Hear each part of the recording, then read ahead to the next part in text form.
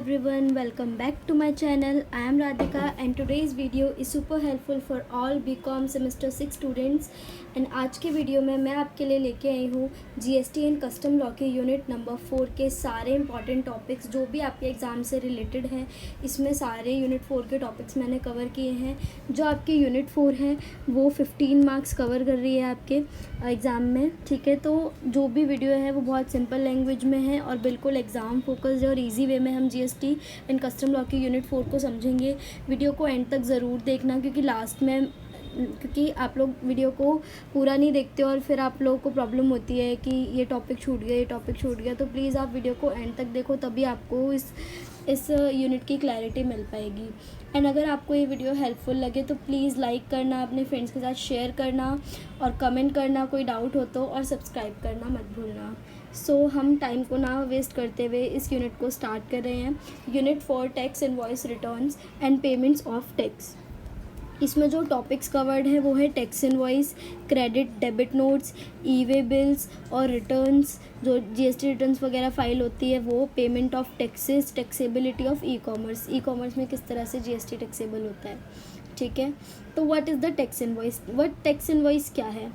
Tax invoice एक legal document है जिसको कौन इशू करता है? Registered supplier.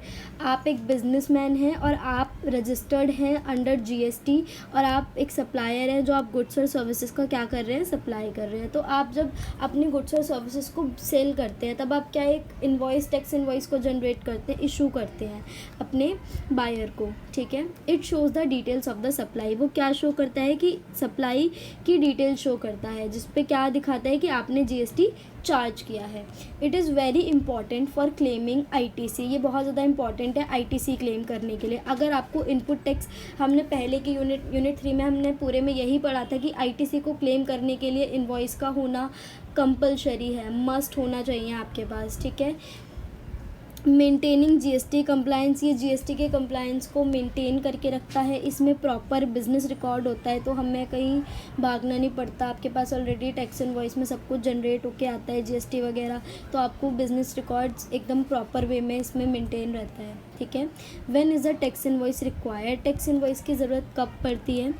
When a registered person supplies taxable goods or services। जब रजिस्टर्ड पर्सन है वो टैक्सेबल गुड्स और सर्विसेज को क्या कर रहा है? सेल, उसकी सप्लाई कर रहा है, तब वो क्या होगा? आपको टैक्स इनवॉइस रिक्वायर्ड होगा इशू करना। It must be issued before और at the time of supply of goods.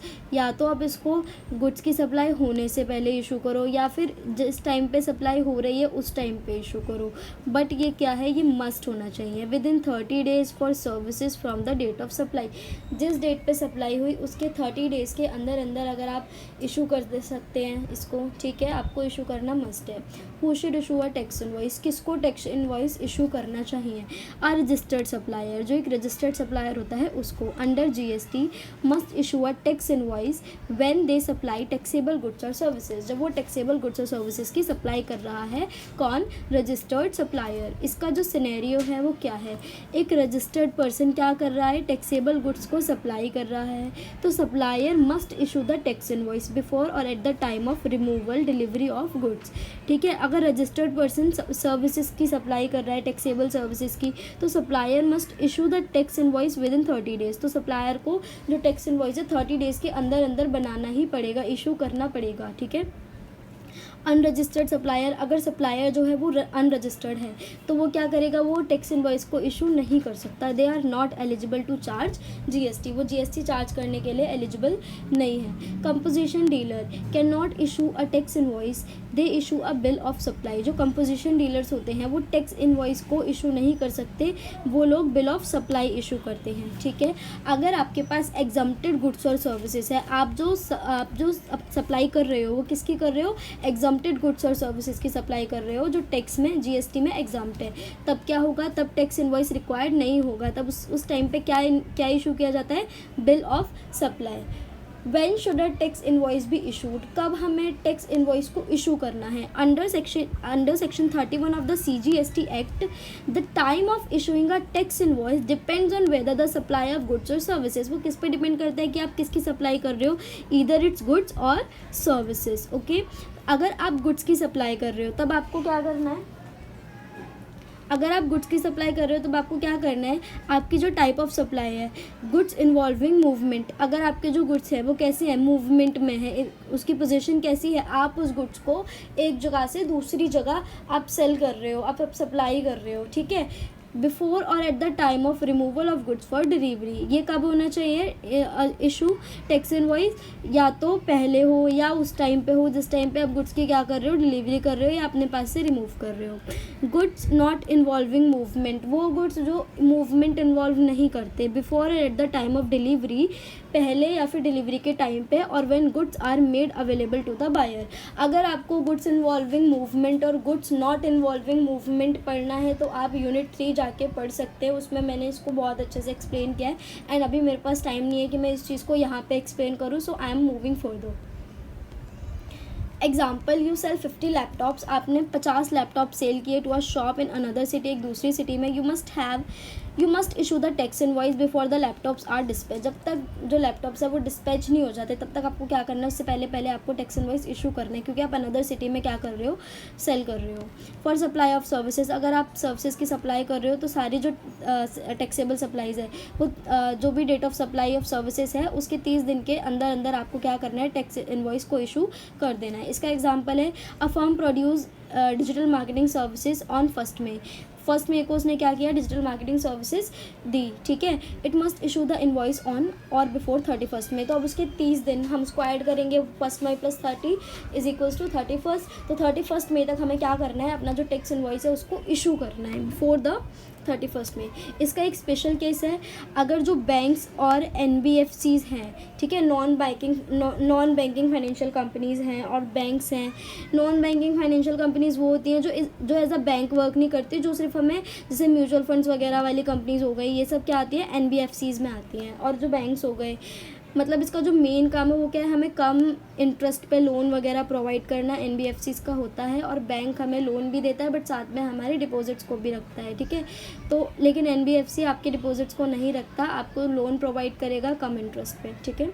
The invoice can be issued with in 45 days, और जो इन्वॉइस है वो क्या होना चाहिए, 45 डेज़ के अंदर अंदर इशू हो जाना चाहिए। Content of a tax invoice, tax invoice के क्या क्या कंटेंट होते हैं, जो कि किस में दे रखा है, section 31 of the CGST act. आपके पास एक आपका अगर वैलिड टैक्स इनवॉइस कब होगा, जब उसके अंदर ये सारे कंटेंट होंगे। क्या आप सबसे पहला सप्लायर नेम, ठीक है, सप्लायर नेम और उसका GST नंबर जो होता है वो इस तरह से होता है, ठीक है। और ये सप्लायर नेम, जैसे कि एग्जांपल ले लो, XYZ प्राइवेट लिमिटेड और उसका GST नंबर है 07 A फिर 1 2 3 फिर 4 फिर A फिर 1 फिर ZB, ठीक है। अब आप इसको देखो, इसमें जो बीच पहले तो 2 नंबर्स होते हैं, फिर उसके बाद 4 क्या होते हैं, अल्फ़ाबेट होते हैं जो कि सेम होते हैं, ठीक है। फिर एक ऑर्डर में नंबर होता है, फिर उसके बाद एक अल्फ़ाबेट होगा, फिर एक नंबर होगा, फिर 2 अल्फ़ाबेट होंगे। ये इसका सही है, सारे GST नंबर ऐसे ही होते हैं, ठीक है। Invoice number and date, invoice number होना चाहिए आपका, उसमें डेट होनी चाहिए। जैसे एग्जांपल में इसमें इनवॉइस नंबर ले रखा है, अगर आप पहला इनवॉइस इशू कर रहे हो तो 001, दूसरा इशू करोगे तो 002, थर्ड इशू करोगे तो 003, ऐसे ही वो चलता रहेगा, ठीक है। जैसे अगर आपकी डेट है तो 1 अप्रैल 2025। कस्टमर्स नेम और उसका GST नंबर, अगर रजिस्टर्ड है, आपका जो बायर है वो भी रजिस्टर्ड है अंडर GST, तो उसका नाम आएगा और फिर उसका भी GST नंबर हम उसमें मेंशन करेंगे। डिस्क्रिप्शन ऑफ गुड्स और सर्विसेज की डिस्क्रिप्शन, कि आप क्या सेल कर रहे हो, लैपटॉप सेल कर रहे हो या कोई सर्विसेज सेल कर रहे हो या कुछ भी सेल कर रहे हो, मोबाइल फ़ोन सेल कर रहे हो, नोटबुक सेल कर रहे हो, तो वो आपको डिस्क्रिप्शन देनी पड़ेगी। फिर उसके बाद आ जाता है क्वान्टिटी एंड यूनिट्स, कि आपने कितनी क्वान्टिटी और कितने यूनिट सेल किया, ठीक है। जैसे कि आपने लैपटॉप्स की जो क्वांटिटी थी वो 10 पीस, अगर आप सर्विसेज दे रहे हो तो आप कितने घंटे सर्विसेज दे रहे हो या कितने दिन सर्विसेज दे रहे हो, कितने महीने सर्विसेज दे रहे हो, तो वो उसमें आ जाएगा, ठीक है।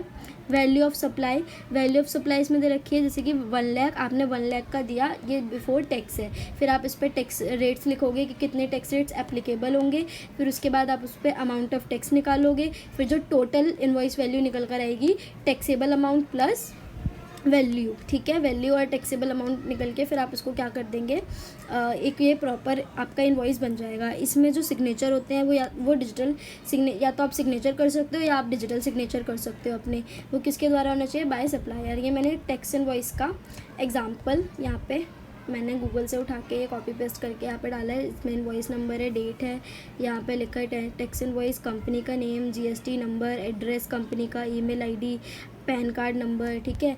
फिर आप किसको सेल कर रहे हो, पार्टी नेम, उसका एड्रेस, उसकी ईमेल आईडी, उसका जीएसटी नंबर, यहाँ पे ड्यू डेट, पेमेंट मोड कैसा है, ठीक है। फिर यहाँ पे डिस्क्रिप्शन हो गई, क्वांटिटी हो गया, रेट हो गया, अमाउंट हो गया, ठीक है। फिर लास्ट में हमने जीएसटी ऐड किया। फिर बैलेंस रिसीव जो था, अगर आपको कुछ रिसीव हुआ है तो वो, फिर बैलेंस ड्यू कितना है आपका, फिर आप यहाँ पे ग्रैंड टोटल करके यहाँ पे सिग्नेचर आ गए, डिजिटल सिग्नेचर, ठीक है। तो ये क्या है, ये एक एग्जांपल है टैक्स इनवॉइस का, इसको आप देख सकते हो। मैं इसको छोटा कर देती हूँ so you can see it properly, okay. चलो अब आगे बढ़ते हैं। Types of invoices under GST. GST के अंदर कितने तरह के इनवॉइसेस होते हैं। Under GST there are different type of invoices depending on the nature of the supply and type of tax payer. Here a break down. सबसे पहला तो था टैक्स इनवॉइस। जीएसटी के अंदर जो सबसे पहला बिल होता है, इनवॉइस होता है, वो होता है टैक्स इनवॉइस, जिसको कौन इशू करता है, रजिस्टर्ड पर्सन इशू करता है। सप्लाई टैक्सेबल गुड्स और सर्विसेज। पर्पस क्या होता है, जीएसटी चार्ज करना। And allow buyer to claim ITC. और बायर को क्या अलाउ करता है कि आप आईटीसी क्लेम कर सकते हैं। जैसे कि एग्जांपल एबीसी लिमिटेड ने क्या किया, 100 फ़ोन्स सेल किए to a dealer, they issue a tax invoice showing GST. फिर उन्होंने क्या किया, टैक्स इनवॉइस इशू किया जिसमें वो लोग जीएसटी शो कर रहे हैं। Bill of supply issued by supplier of exempted goods और सर्विसेज और कंपोजिशन स्कीम्स डीलर्स, ठीक है। फिर इसका पर्पस क्या होता है कि no GST charge so buyer can not claim ITC. इसमें ये जो बिल ऑफ सप्लाई होता है, ये मैंने ऊपर ही बताया कि एग्जम्प्टेड गुड्स और सर्विसेज पे होता है। इसमें जो कंपोजिशन स्कीम होती है, जो ये डीलर क्या कर सकता है, इसमें कंपोजिशन स्कीम का फ़ायदा उठा सकता है। पर इसका पर्पस क्या होगा कि इसमें कोई जीएसटी चार्ज नहीं होता और बायर क्या कर सकता है, आईटीसी क्लेम नहीं कर सकता। एग्जाम्पल है इसका composition dealer selling sweets will issue a bill of supply. अगर कंपोजिशन डीलर है और वो स्वीट्स को सेल कर रहा है तो वो क्या इशू करेगा, बिल ऑफ सप्लाई इशू करेगा, ठीक है। Receipt voucher. रिसिप्ट वाउचर क्या होता है और ये कब इशू होता है। Receipt voucher advance is received before supply of goods और सर्विसेज। ये तब इशू होता है जब हमारे पास एडवांस रिसीव हुआ है, ठीक है। एडवांस अमाउंट रिसीव हुआ है हमको, तो हम सप्लाई होने से पहले गुड्स और सर्विसेज की एडवांस अमाउंट रिसीव हुआ है तो हम रिसिप्ट वाउचर इशू करते हैं। इसका पर्पस क्या होता है, ये एक प्रूफ की तरह एक्ट करता है। एडवांस पेमेंट आपको रिसीव हुई है ना, तो उसके प्रूफ की तरह ये एक्ट करता है। जैसे कि example, you take 10,000 advance for a service, you will provide later issue a receipt voucher. फिर आप उसको क्या प्रोवाइड करोगे बाद में, इशू वो रिसिप्ट वाउचर, ठीक है। फिर होता है रिफंड वाउचर। रिफंड वाउचर क्या होता है, एडवांस आपको एडवांस रिसीव हुआ बट सप्लाई नहीं हो पाई किसी भी रीज़न से, ठीक है। तो जो एडवांस आपको मिला था वो आपको क्या करना पड़ेगा, रिफ़ंड करना पड़ेगा। तो एडवांस जो रिफ़ंड हुआ वो तब उसको बोलते हैं रिफ़ंड वाउचर। इसका पर्पस क्या होता है कि जो इफ़ेक्ट हुआ, जो अर्लियर रिसिप्ट वाउचर हमें मिला था एडवांस में, उसके इफ़ेक्ट को क्या कर देता है, कैंसिल कर देता है, ठीक है। और इसका एक और पर्पस होता है कि एक प्रूफ की तरह काम करता है कि हमने क्या किया, हमने आपको रिफ़ंड पेमेंट कर दी है, ठीक है।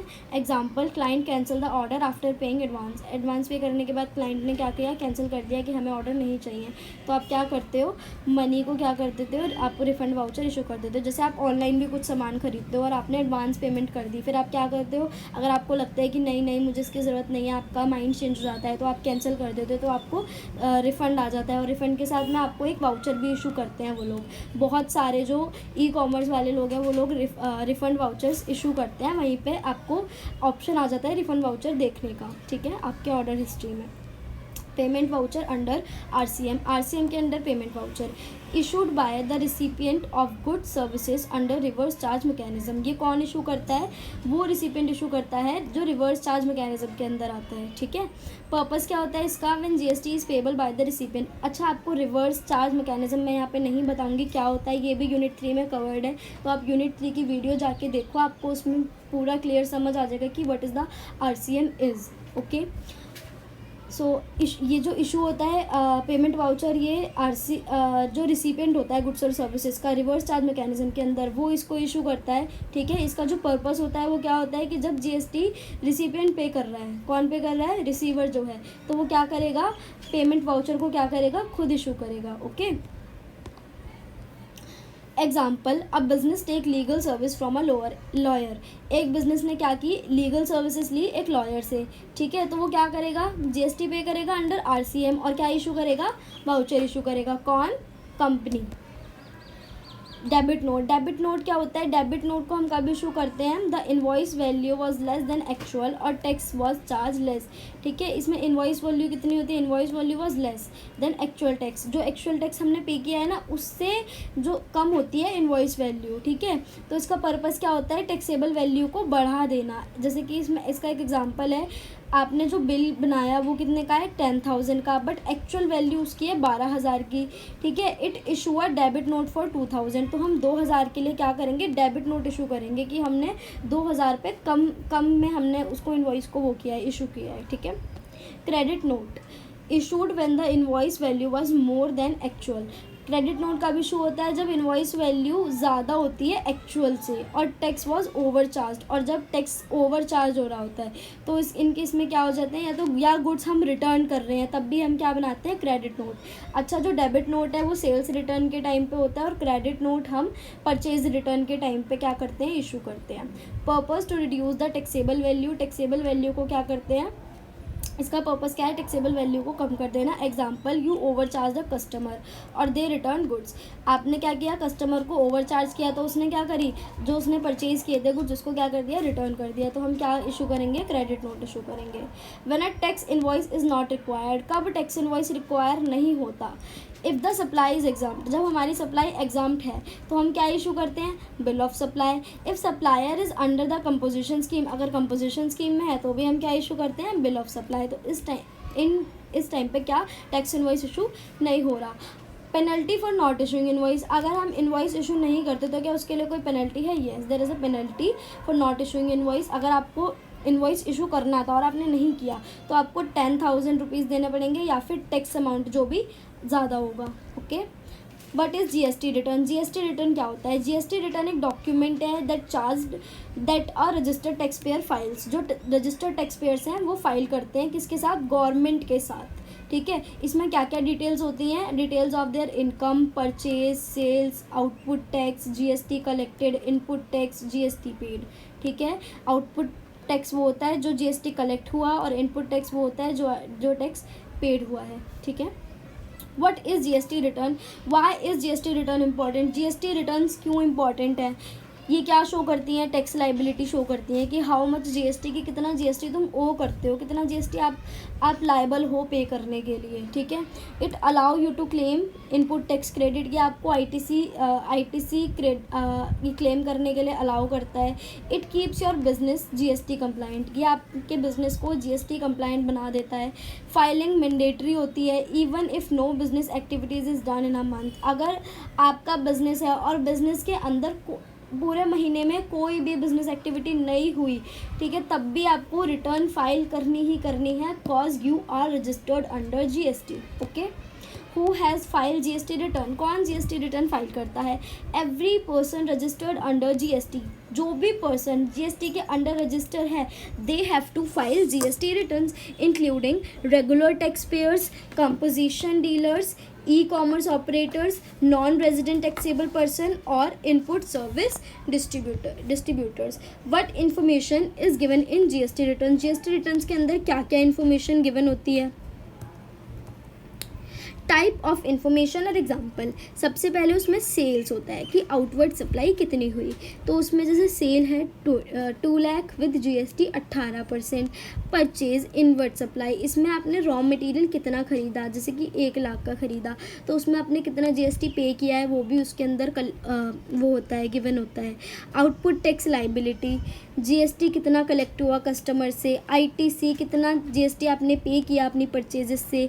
Tax paid, final GST paid after ITC adjustment, कि आपने फाइनली आईटीसी एडजस्टमेंट करने के बाद कितना टैक्स पे किया, कितना जीएसटी पे किया। ठीक है, types of GST return. GST returns के कितने टाइप्स होते हैं? फॉर रेगुलर टैक्स पेयर्स और for special cases. For special tax payers भी कह सकते हैं इसको, special tax pairs.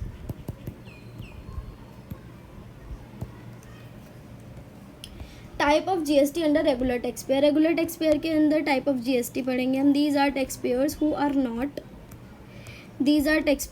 Not under the composition schemes and are registered under GST for supplying taxable goods और सर्विसेज। ये किन के लिए होता है? जो कंपोजिशन स्कीम के अंदर रजिस्टर्ड नहीं है।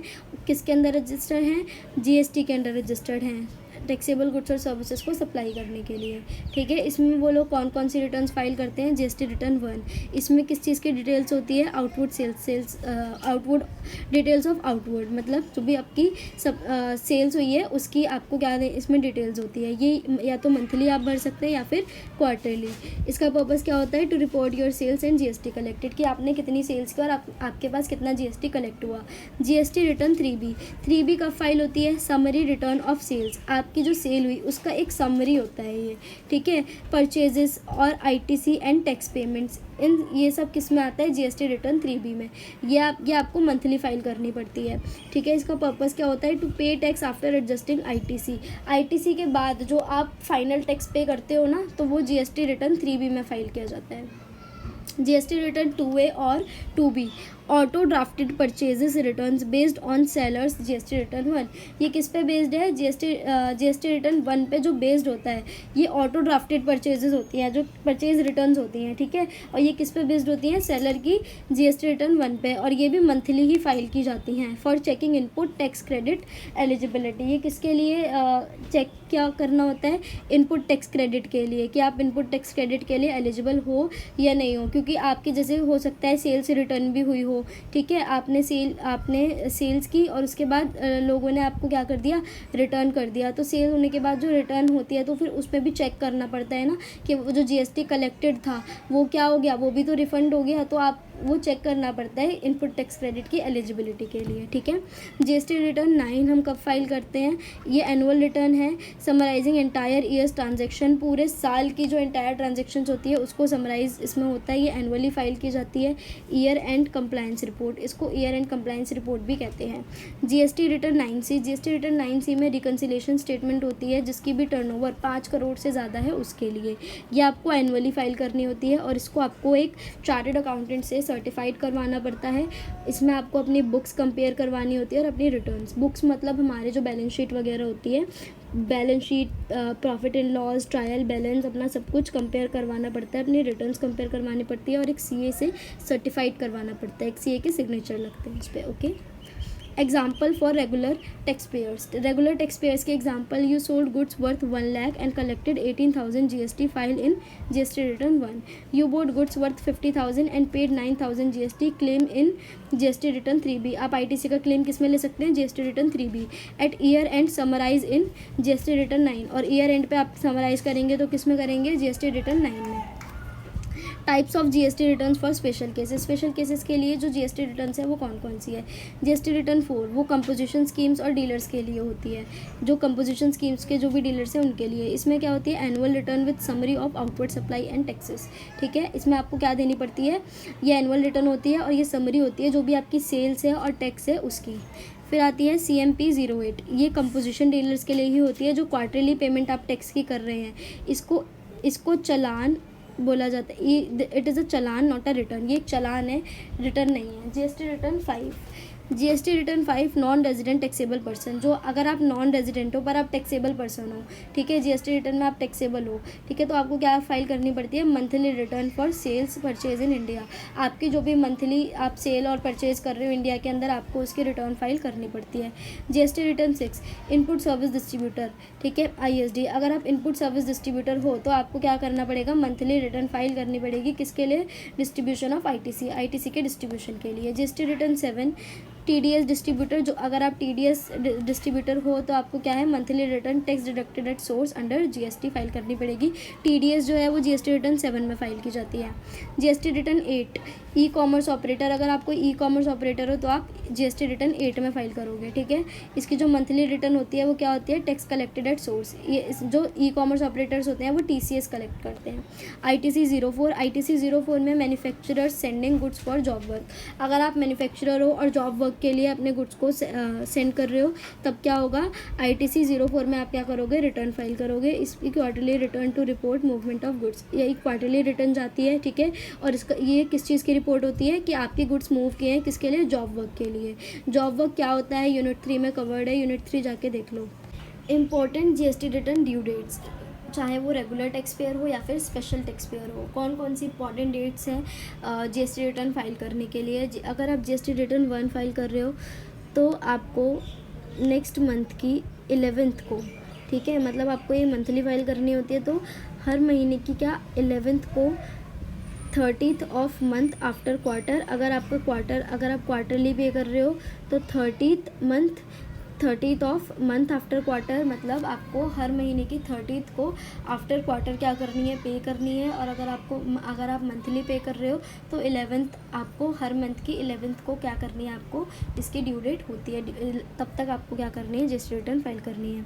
जीएसटी रिटर्न 3B में क्या होता है, 20th of the next month for most states.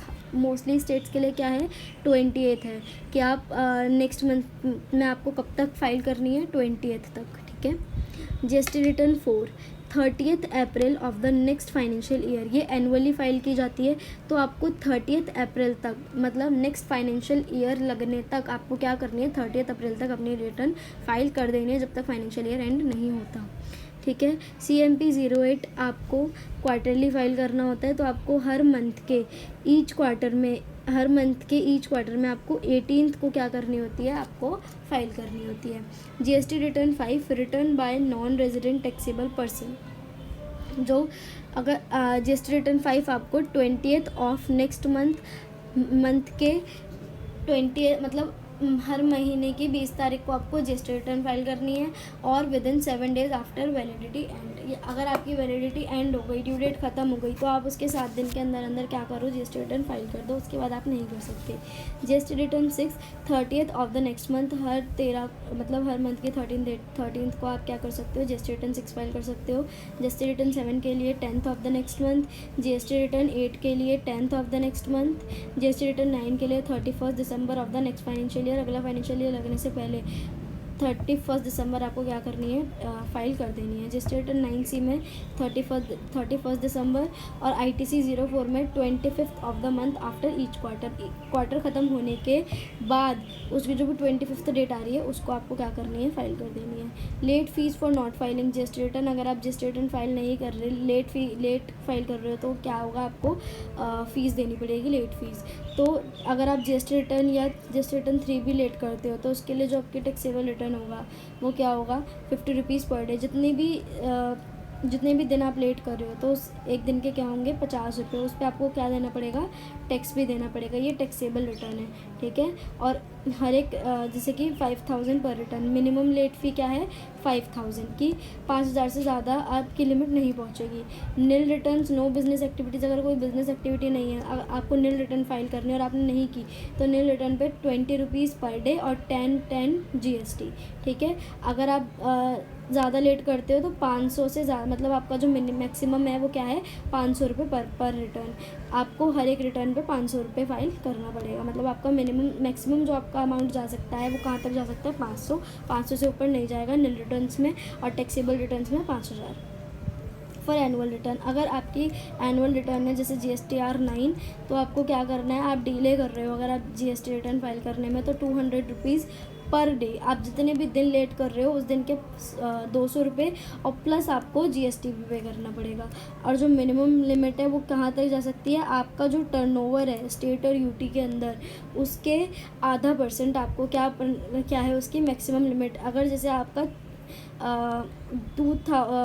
2000 आपका क्या है टर्नओवर है, तो इसका आधा %, इसका 0.5% कितना हुआ, 1000, ठीक है। अब जैसे हम इसको मान लेते हैं करोड़ में, 2000 करोड़, तो आप क्या करोगे, 1000 करोड़ क्या हो गया, इसका आधा % आपकी क्या हो गई मैक्सिमम लिमिट। मतलब आपको यहाँ तक का एक्स्ट्रा पेनल्टी पे करनी पड़ सकती है। तो आप इससे अच्छा है आप टाइम पे अपनी GST को फाइल कर दो।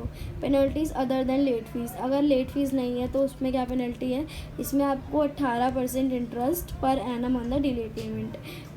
अगर आपकी पेमेंट डिले हो रही है तो 18% आपको क्या देना पड़ेगा, इंटरेस्ट देना पड़ेगा हर साल का।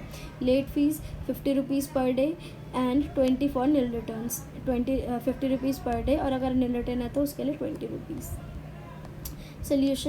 Situation not GST returns for long period, अगर आपने बहुत लंबे पीरियड तक कोई जीएसटी रिटर्न फाइल नहीं की तो जीएसटी रजिस्ट्रेशन में भी कैंसिल, तो आपका जीएसटी रजिस्ट्रेशन वो क्या होगा, वो कैंसिल हो सकता है।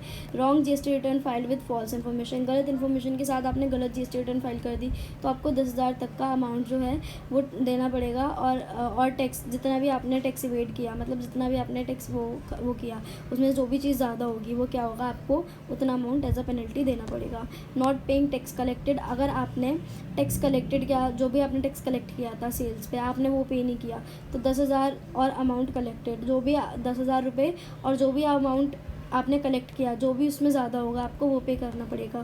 फेलियर टू इशू इनवॉइस और इशू इनकरेक्ट इनवॉइस, फेलियर हो रहा है किसका, इशू ऑफ इनवॉइस का और इशू ऑफ इनकरेक्ट इनवॉइस, ठीक है। तो आपको क्या करना पड़ेगा, 25,000 रुपये आपको पे करने पड़ेंगे CGST और 25,000 SGST, ठीक है।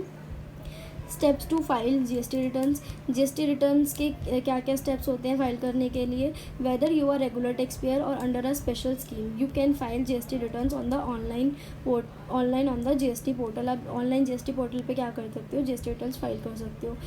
इसके स्टेप्स हैं, इसको लॉगिन करने के लिए आपको www.gst.government.in की वेबसाइट पे जाना है, आपको लॉगिन पे क्लिक करना है। अगर आपने अकाउंट बना रखा है तो आप उस पर अपना यूज़र नेम डालेंगे, पासवर्ड डालेंगे और कैप्चा कोड डालेंगे। फिर आप अपने डैशबोर्ड पे जाएंगे, लॉगिन करने के बाद आप return to dashboard, select the financial year, आप फाइनेंशियल ईयर सेलेक्ट करेंगे कि आप किस ईयर की अपनी रिटर्न फाइल कर रहे हैं, ठीक है। एंड रिटर्न फाइलिंग पीरियड कि आप मंथ की भर रहे हैं, क्वार्टर की भर रहे हैं, तो आपको रिटर्न फाइलिंग पीरियड भी उसमें सेलेक्ट करना है।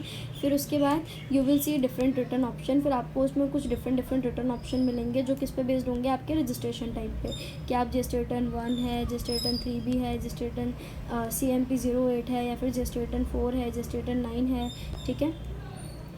स्टेप 4 क्या होगा, फिल इन डिटेल्स, आपको डिटेल्स फिल करनी है। एंटर डिटेल्स ऑफ सेल्स कि आपकी कितनी सेल्स हुई जीएसटी रिटर्न 1 के अंदर, बिजनेस टू बिजनेस है आपका या बिजनेस टू B2C है या फिर एक्सपोर्ट कर रहे हो आप, ठीक है। एंटर परचेज ITC, आपने जो भी परचेज की उसकी डिटेल्स डालनी है, ITC की डिटेल्स डालनी है जीएसटी रिटर्न 3B में।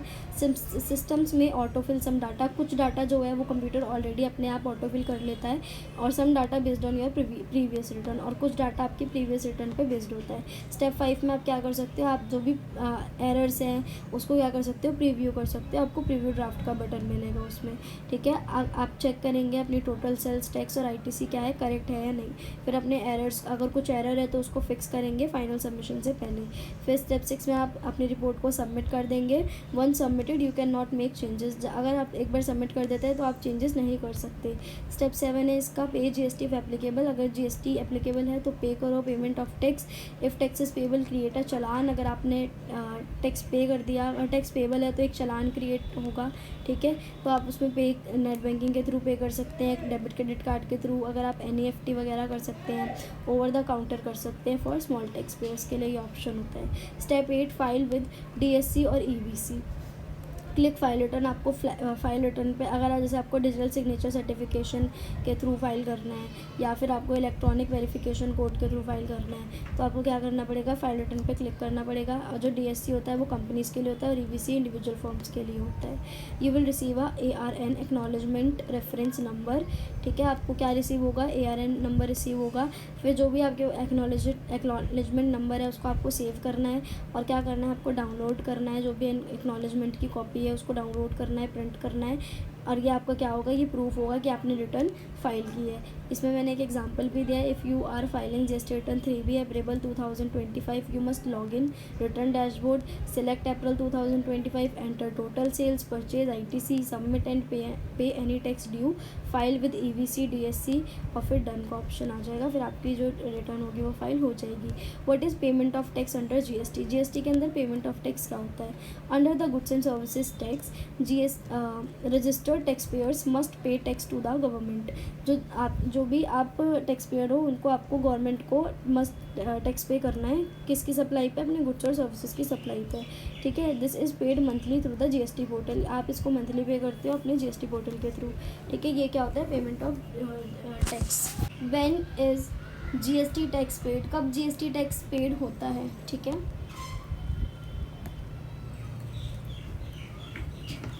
इसमें कुछ रिटर्न टाइप दे रखी है और टैक्स पेमेंट की डेडलाइन होती है, ठीक है।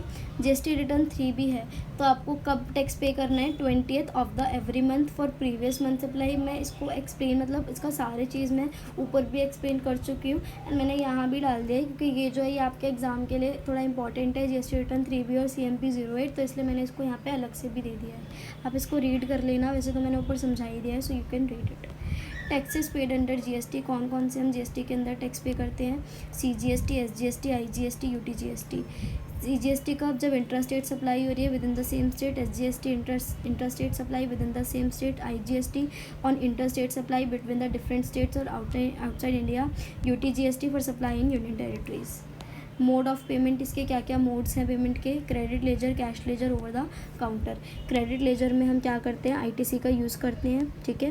कैश लेजर में पे using the net banking, debit, credit card, NFT और RTGS का यूज़ करते हैं। Over the counter for small amounts के लिए, जैसे कि अगर 10,000 पर चलाना है तो हम क्या कर सकते हैं, सेलेक्ट कर सकते हैं बैंक्स में जाके इसका option. What are electronic ledgers under GST, electronic ledgers क्या हैं GST के अंदर। Under the GST system, the government maintains 3 types of electronic ledger for every single registered taxpayer on the GST portal. These ledgers help you track your tax payments, input tax credits and liability.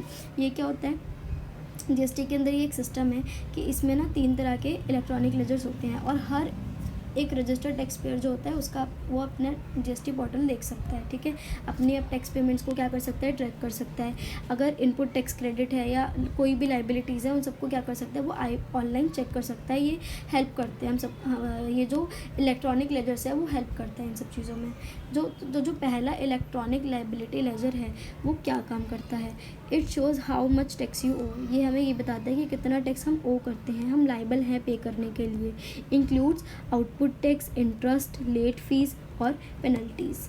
Example है इसका, if your total tax liability for March is 15,000 it will reflect in this ledger, तो वो उस ledger में क्या होगा, reflect होगा। Electronic credit ledger, electronic credit ledger क्या होता है, फर्स्ट वाला था इलेक्ट्रॉनिक लाइबिलिटी लेजर, अब है electronic credit ledger. It shows the ITC, ये क्या शो करता है, ITC कि you have received from your purchases, की जो भी आपको आपकी परचेजेस से मिला है। You can use this credit to pay output tax, आप अपने आउटपुट टैक्स को पे करने के लिए इस क्रेडिट का यूज़ कर सकते हैं। You can not use ITC to pay interest, penalty और लेट फीस, आप अपनी ITC को इंटरेस्ट पे करने के लिए, पेनल्टी या लेट फी पे करने के लिए यूज़ नहीं कर सकते। इसमें एक एग्जाम्पल है, raw materials worth 50,000 and paid 9,000 GST, this 9,000 will be added to your credit ledger ITC, ठीक है। आपको आपके ITC के क्रेडिट लेजर में इसलिए शो कर जाएगा। इलेक्ट्रॉनिक कैश लेजर क्या होता है, it works like a wallet to pay tax, ये एक वॉलेट की तरह काम करता है। You add money deposit here, यहाँ पे आप अपने मनी जो भी आप डिपॉजिट मनी मतलब यहाँ पे ऐड कर सकते हो नेट बैंकिंग के through, credit card, debit card, NEFT over the counter for small amounts. Use this ledger to pay output tax if ITC is not enough, हम कब यूज़ करते हैं लेजर का, इस लेजर का जब हमारे पास आउटपुट टैक्स होता है। ITC मतलब कभी कभी तो होता है कि हम ITC से सेट ऑफ कर देते हैं तो हमें बिल्कुल ही पे नहीं करना पड़ता, लेकिन कभी कभी हमारे पास आउटपुट टैक्स बच जाता है, ITC इनफ नहीं होता, तब हम उसमें क्या करते हैं, तो उसको पे करने के लिए ये लेजर काम आता है। अगर हमारे को इंटरेस्ट पे करना है, पेनल्टी या लेट फी है, तो उसके लिए भी ये काम आता है, ठीक है। Example, if your total liability is 50,000 you only have 9,000 ITC, the remaining is 6,000 must be paid using the cash ledger, तो आप क्या करेंगे, कैश लेजर से इसको पे कर देंगे। Order of payment of tax under GST as per section 49 clause 8 of the CGST Act and rule 888A. The GST system has a specific order in which a taxpayer must pay taxes under taxes and other dues, ठीक है। जो GST system है उसका एक specific order है GST पे करने का, ठीक है, कि जिस ऑर्डर में क्या करता है, जो टैक्स पेयर है वो क्या करेगा, टैक्स पे करेगा, और जो भी उसके अदर ड्यूज़ है, कोई पेनल्टी है या इंटरेस्ट है, उसको पे करेगा। यू कैन नॉट पे रेंडमली, आप रेंडमली पे नहीं कर सकते, आपको कुछ एक ऑर्डर है उसको फॉलो करना पड़ेगा, जो कि किस पे गिवन है, GST पोर्टल पे। What should be paid for, सबसे पहले क्या आपको पे करना है, आपको जो प्रीवियस पीरियड के जो टैक्स ड्यूज़ है आपको पहले वो पे करने हैं। If you have any pending tax, interest, penalty from earlier month or years you must clear the first, तो आपको सबसे पहले वो क्लियर करनी है। करंट पीरियड्स टैक्स लाइबिलिटी, अगर करंट पीरियड की कोई भी टैक्स लाइबिलिटी है तो आपको उसके लिए भी आप क्या करेंगे, आप वो भी पहले फिर आप वो पे करेंगे। After paying all dues you must pay this month tax, ठीक है, आपने ओल्ड ड्यू जो टैक्स था आपने वो पे कर दिया, अब जो भी इस मंथ का टैक्स है आप वो पे करेंगे। फिर इसके बाद इंटरेस्ट, पेनल्टी और लेट फीस, जो भी इंटरेस्ट है, पेनल्टी है, लेट फीस है, फिर आप उसको पे करेंगे। Lastly applicable pay interest, penalty और late fees. How credit and cash are utilized, हम क्रेडिट को और कैश को कैसे यूटिलाइज कर सकते हैं, ठीक है। ITC can be use only for, अगर आपका जो ITC है, इनपुट टैक्स क्रेडिट है, आपके पास IGST का पड़ा है, तो IGST सबसे पहले किससे सेट ऑफ होगा, CGST से। अगर CGST भी, अगर जैसे CGST से सेट ऑफ कर दिया तब भी आपके पास बच रहा है, तो आप उसको किससे सेट ऑफ करेंगे, SGST से। अगर आपके पास ITC CGST का पड़ा है तो आप पहले उसको CGST से ही सेट ऑफ करेंगे, ठीक है। अगर CGST से भी बच जाता है तो फिर आप बाद में उसको IGST से सेट ऑफ करेंगे। आप CGST, मैं इसको दूसरे पेन से लिखती हूँ, वेट, जो CGST है और SGST है, आप इसको CGST को आप SGST से सेट ऑफ नहीं कर सकते और SGST को आप CGST से सेट ऑफ नहीं कर सकते। मैं इसको नोट्स में भी ऐड कर दूँगी। CGST को आप SGST से सेट ऑफ नहीं कर सकते और आप SGST को CGST से सेट ऑफ नहीं कर सकते, ठीक है। SGST किससे सेट ऑफ होगा, सबसे पहले SGST से, अगर उसके बाद भी अवेलेबल ITC तो आप IGST से क्या करेंगे, उसको सेट ऑफ कर देंगे। ITC can not be use to pay interest, penalty और लेट फी, ये मैंने ऊपर भी बता दिया। इसका एग्जांपल है, let's say in April you have 5000 old CGST due for March, ठीक है, और आपका जो 10,000 है वो क्या है, वो न्यू CGST है किसका, अप्रैल का, जिसमें आपकी 500 क्या है, लेट फी। आपके पास 9000 ITC अवेलेबल है, तो आप क्या करोगे, ITC को, CGST का ITC आपके पास अवेलेबल है तो आप उसको सबसे पहले किससे सेट ऑफ करोगे, CGST से, ठीक है। जो आपका ओल्ड वाला था आपने उससे सेट ऑफ कर दिया 5000 रुपये, अभी भी आपके पास ITC कितना अवेलेबल है, 4000, तो आप उसको आप किससे सेट ऑफ करेंगे, न्यू वाले से, ठीक है। तो आपको अब जो टैक्स पेबल कितना जो आपको बैलेंस बचेगा ना, वो आपका क्या होगा, tax payable including late fee. यहाँ पे देखो 5 वाला वो पे हो गया पहले ही, ठीक है, और जो 4000 ITC बचा उसमें से क्या हो गया, आउट ऑफ 10,000 क्या हो गया, न्यू GST हो गया, ठीक है। और जो जैसे कि इसमें से सेट ऑफ किया तो कितना बचा, 6000 CGST का बैलेंस बचा। अब हमारे पास ITC हमारा 0 हो गया और 500 हमारे पास लेट फी का जो बैलेंस है, तो हम उसको क्या करेंगे, उतना हम अमाउंट पे कर देंगे। Who is an e-commerce operator, e-commerce operator कौन होता है, an e-commerce operator is any person or company who manages a digital platform like a website or mobile app, ठीक है। ई-कॉमर्स ऑपरेटर वो होते हैं, वो पर्सन होते हैं जो कोई कंपनी या कोई डिजिटल प्लेटफॉर्म अपने मोबाइल ऐप के थ्रू या वेबसाइट के थ्रू मैनेज कर रहे हैं, that allows buyers and sellers to connect to do business online. ये बायर्स को क्या करता है, अलाउ करता है कि आप ऑनलाइन अपना बिजनेस क्या कर सकते हो, बिजनेस कर सकते हो, सेलर से कनेक्ट कर सकते हो। They do not always sell products themselves but they help others sell, ठीक है। ये अपना प्रोडक्ट खुद सेल नहीं करते but they help others sell, ठीक है, बट वो दूसरों को सेल करने में क्या करते हैं, हेल्प करते हैं, ठीक है। जैसे कि प्लेटफॉर्म है, टाइप ई-कॉमर्स ऑपरेटर, प्लेटफॉर्म और टाइप ऑफ अमेज़ॉन पे बहुत सारे जो सप्लायरों ने अपने आप को अमेज़ॉन पे रजिस्टर कर रखा है और वो क्या कर रहे हैं, अपना प्रोडक्ट सेल कर रहे हैं, ठीक है, cell products from various sellers. Flipkart market place है, ये भी, इस पर इलेक्ट्रॉनिक्स, क्लोथ एक्सेट्रा बहुत सारा अमाउंट मिलता है, बहुत सारे सप्लायर्स इस पर रजिस्टर्ड है। स्विगी और जोमेटो, बहुत सारे रेस्टोरेंट्स इस पर डिलीवरी प्लेटफॉर्म पे इस पर काम करते हैं। ऊबर और Ola platform for transport services providers. Meesho हो गए, ऑनलाइन रीसेलिंग प्लेटफॉर्म हो गया ये, ठीक है। GST प्रोविजंस फॉर ई-कॉमर्स के लिए कौन कौन से GST प्रोविजंस हैं। मैंडेटरी GST रजिस्ट्रेशन, आपको GST रजिस्ट्रेशन मैंडेटरी है इसमें। All e-commerce operator must registered under GST, इसकी कोई भी थ्रेशोल्ड एग्जेम्पशन नहीं है। Also sellers on the platform must register if required unless exempted. जो भी इस पे सेलर्स हैं, इन ई-कॉमर्स ऐप्स वेबसाइट पे जो भी सेलर्स होते हैं उनको भी क्या करना है, अपने आप को GST में रजिस्टर्ड करना है अगर रिक्वायर है तो। जब तक वो क्या नहीं कहता कि जब तक आप एग्जम्प्ट नहीं हो, ठीक है, तब तक आपको तब तक आप रजिस्टर्ड नहीं कर सकते। लेकिन अगर आप एग्जम्पशन से बाहर जा रहे हो तब आपको क्या करना है, रजिस्टर्ड करना है। फिर आता है TCS, tax collected at source, section 52 of CGST act.